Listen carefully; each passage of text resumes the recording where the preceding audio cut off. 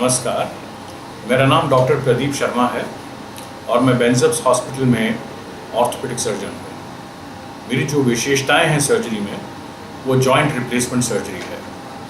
मैं total knee joint replacement, total hip replacement, revision surgery, partial hip replacement, इन सारी चीज़ों में विशेषता रखता हूँ और इस अस्पताल में मैं पिछले 1 साल से कार्यरत हूँ। मैं जोधपुर राजस्थान का छात्र हूँ। तत्पश्चात जो मैंने अपना पोस्ट ग्रेजुएशन किया वो पीजीआई चंडीगढ़ से किया और उसके बाद फिर मेरी जो 10-12 साल की ट्रेनिंग है वो विदेश इंग्लैंड में रही है। वहाँ के डिफरेंट ऑर्थोपेडिक सेंटर्स और जॉइंट रिप्लेसमेंट सेंटर्स में मैंने काम किया है। Sir, as a joint replacement surgeon आपकी क्या क्या स्पेशलिटीज़ हैं और कितने सालों से है? देखिए, जॉइंट रिप्लेसमेंट सर्जरी का काम मैं करीब लगभग 25 साल से ज़्यादा से कर रहा हूँ और ये कार्य मैंने इंग्लैंड में करना शुरू किया था और वही एजुकेशन और वही ट्रेनिंग लेकर के मैं इंडिया में आया 1990 में और तब से लगभग 20-22 सालों से मैं दिल्ली में इस सेवा में कार्यरत हूँ। सर, जैसे मॉडर्नाइज वर्ल्ड में किस तरह से जॉइंट में न्यू टेक्नोलॉजी आई है? जॉइंट रिप्लेसमेंट में क्या क्या न्यू टेक्नोलॉजीज आई हैं?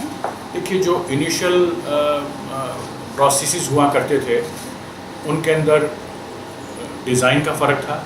वो बेसिक डिज़ाइंस थे, उतनी हमारी टेक्नोलॉजी डेवलप नहीं थी जिसकी वजह से रेंज ऑफ मूवमेंट्स का फ़र्क था और उतनी स्मूथनेस नी के फंक्शन में नहीं थी। सारे के सारे एक ही तरीके के डिज़ाइंस थे और वो सब चीज़ें हमें एक ही मरीज़ में फ़िट कर देनी पड़ती थी। लेकिन इन द लास्ट से 20 ईयर्स नी रिप्लेसमेंट बहुत ज़्यादा बदलाव आए हैं। उसके डिज़ाइन कंसेप्ट्स में मॉडर्नाइजेशन हुआ है। Sir, as a joint replacement surgeon मतलब आप देख रहे हैं कि किस चीज़ में स्पेशलाइजेशन आई है और कितने टाइम से आई है ये चीज़ मॉडर्नाइजेशन वर्ल्ड? देखिए, जॉइंट का स्वरूप बहुत बदला है। अब 20 सालों में जॉइंट की टेक्नोलॉजी में बहुत अंतर है। सीमेंटलेस इम्प्लांट्स हैं जिनकी रेंजेस ज़्यादा हों और जो हमारे इंडियन स्वरूप और इंडियन सिस्टम में ज़्यादा काम करता हो, उस तरीके की रेंज ऑफ फ्लेक्शंस डेवलप हुई हैं। यूनी कंपार्टमेंटल नीज डेवलप हुई हैं जो कि सिर्फ पार्ट ऑफ द नी को ही रिप्लेस जहाँ पे किया जाता है। तो ये सब नए मॉडर्नाइजेशंस हैं, प्लस जिनके घुटने over a period of time wear off कर गए हैं उनके लिए भी इस हमारी अब नई टेक्नोलॉजी से वो घुटने वापस नए बनाए जा सकते हैं। सर, जॉइंट को चेंज करने में कितने दिन का स्टे होता है और पोस्ट ऑपरेशन में क्या क्या प्रिकॉशंस हमें मतलब बरतने पड़ते हैं? औसतन एक घुटने को बदलने में हॉस्पिटल में 5 या 6 दिन रहना पड़ता है और अगर हम दोनों घुटने इकट्ठे बदलें तो 8 और 10 दिन का स्टे हॉस्पिटल में रहता है। उन 8-10 दिनों में हम पेशेंट को ऐसा कर देना चाहते हैं कि वो हमारे सामने अच्छी तरह से चल सके, अपनी टॉयलेट वगैरह और अपनी जो ज़रूरी चीज़ें उनको इंडिपेंडेंटली पूरा कर सके और अच्छा खासा एक वॉकिंग का सिस्टम डेवलप कर सके, ऑफ कोर्स विद सपोर्ट, और आराम से बैठ सके। जब ये सारी चीज़ें संभव होने लगती हैं तो हम समझते हैं कि हमारा मरीज़ अब घर जाने लायक स्थिति में है। सर, जॉइंट रिप्लेसमेंट का सक्सेस रेट कितना ज़्यादा है? जी, जॉइंट्स अगर आप लिटरेचर उठा करके देखें, वर्ल्ड लिटरेचर, तो 95 to 98% आपको सर्वाइवरशिप्स मिलेंगी 10 साल पे। इसका मतलब ये हुआ कि 98% घुटने 10 साल तक ठीक रहते हैं। जैसे जैसे उम्र बढ़ती जाती है, 15 साल 20 साल, थोड़ी वो परसेंटेज कम आती रहती है। जैसे 15 साल करीब 90% हो जाएगा जो सर्वाइव करेंगे घुटने। आप 20 साल देखते हैं तो 80% सर्वाइव करेगा। तो इस तरीके से उसकी सर्वाइवरशिप आके जाती है। लेकिन आप कह सकते हैं कि औसतन घुटना 15 और 20 साल के बीच में चलता है। सर, पार्शियल नी रिप्लेसमेंट क्या होता है? ये हम आजकल न्यू वर्ड सुन रहे हैं, पार्शियल नी रिप्लेसमेंट। ऐसा है कि आर्थराइटिस के बहुत ज़्यादा स्वरूप हैं, बहुत ज़्यादा प्रकार की आर्थराइटिस है। कुछ जो हमारे यंगस्टर्स हैं जिनकी एज से 50 साल से कम है और पूरा का पूरा घुटना उनका क्षतिग्रस्त नहीं हुआ है आर्थराइटिस से और सिर्फ एक छोटा सा पार्ट ही हुआ है, तो वहाँ पर पूरा घुटना बदलने का कोई जस्टिफिकेशन नहीं है।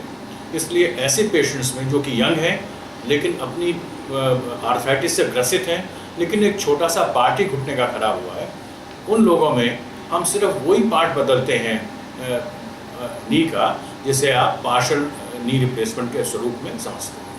तो ये सर हर एज ग्रुप के लिए पॉसिबल है कि पार्शियल नी रिप्लेसमेंट के लिए जाना, या नहीं, अक्सर ऐसा है कि देखिए पार्शियल नी रिप्लेसमेंट का भी एक टाइम टेबल है, वो भी कुछ समय तक ही चलेगा और शायद हो सकता है कि उसके बाद फिर नी रिप्लेसमेंट करना पड़ जाए।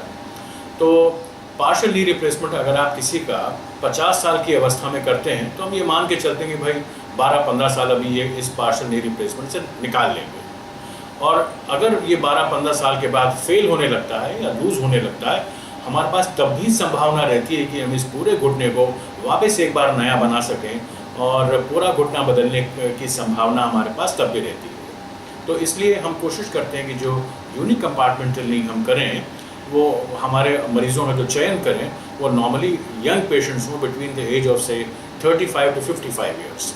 बहुत अधिक बूढ़े लोगों में जहाँ हड्डी का स्ट्रक्चर कमज़ोर पड़ने लगता है वहाँ पर ऐसी टेक्नोलॉजी को इस्तेमाल में नहीं लाया जाता। सर ऐसा भी होता है कि पार्शियल नी रिप्लेस करके फिर मरीज पहले तो फिट हो लेकिन बाद में उसका टोटल नी रिप्लेसमेंट भी मतलब करनी जी, पड़े? ऐसी संभावना रह सकती है कि उसको फिर टोटल नी रिप्लेसमेंट करना पड़ जाए। वही मैं आपको समझाने की कोशिश कर रहा हूँ कि जब तक यंग पेशेंट जिसको कि हम सिर्फ पार्ट ऑफ द नी ही बदल रहे हैं, पूरा घुटने का एनवायरनमेंट नहीं ख़राब कर रहे हैं, वो जब तक सक्षम है इस घुटने को चलाने में और पेन फ्री रह सकता है तब तक हम इनकरेज करते हैं कि वो इस पार्शियल नी रिप्लेसमेंट से काम चलता है। We didn't burn any bridges, लेकिन एक टाइम जब यही पेशेंट 70 साल के आसपास होने लगे और उसको पेन ज़्यादा बढ़ने लगे और हमें लगने लगे एक्सरेज में कि ये जो यूनिक कंपार्टमेंटल नी है अब थोड़ी सी लूज़ हो रही है या उतना अच्छा परफॉर्म नहीं कर रही है, तो हमारे पास तब भी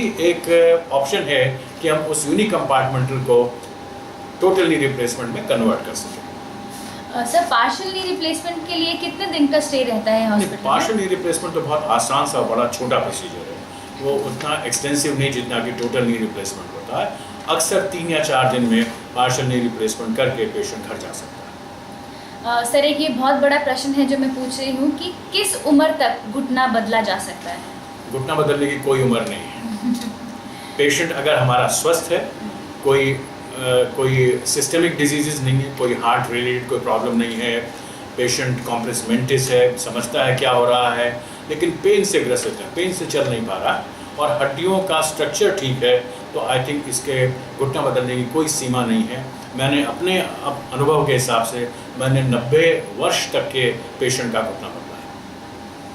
और सर जैसे अगर कहा जाता है कि हार्ट डिजीज़ हो या डायबिटीज़ हो तो उसमें बहुत प्रॉब्लम होता है, तो मतलब नी रिप्लेसमेंट में इसका क्या?